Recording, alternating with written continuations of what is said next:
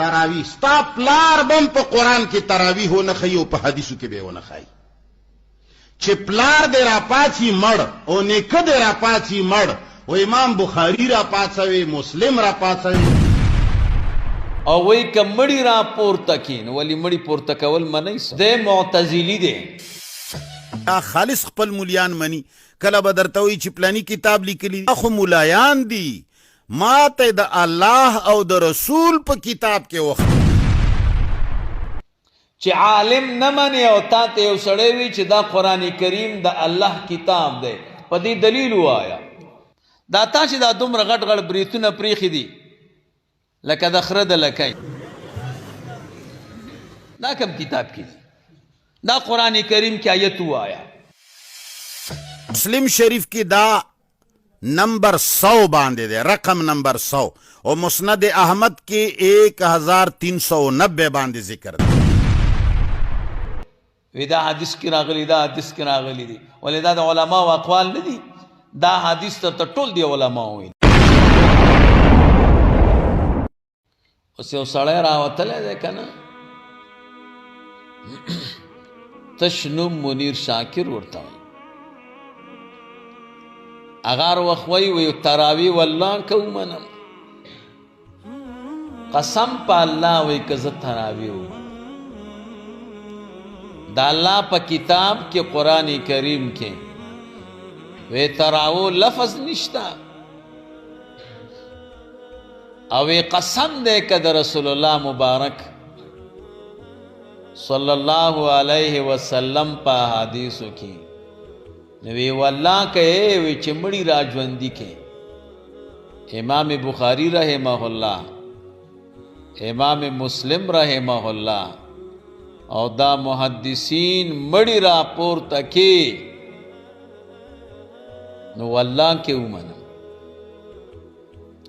نو دا قمقلتوب انتها قمقلان خو خلک یي او دا بعد سړی چې دی د دنیا نه هم ځان وباسي دی معتزلي دی او وی که مړی را پورته کړي نو ولې مړی پورته کول منئ څه که امام بخاری صاحب را ژوندی کی تا ته وایي او امام مسلم رحمه الله را ژوندی کی نو والله کې ومنم ولې د مړو ژوندي کېدل منئ څه یو ځل چې سړی مړ شي او بیا په دعا باندې په کرامت یا په معجزې څوک دوباره دنیا ته ژوندی راځي دا منئ د دروغجن سړي به په خبرو کې تناقض ښه اولنۍ خبره به د وروستنیو خبرو سره په ټکر مولوي صاحب دا قسمونه ولې کوي دا قسمونه ځکه کوي چې دا د دین نه منکران دي څنګه د دین نه منکران دي دا د دین نه داسې منکران دي چې مولوي صاحب د الله جل جلاله نه غیر په ښکاره باندې څومره علما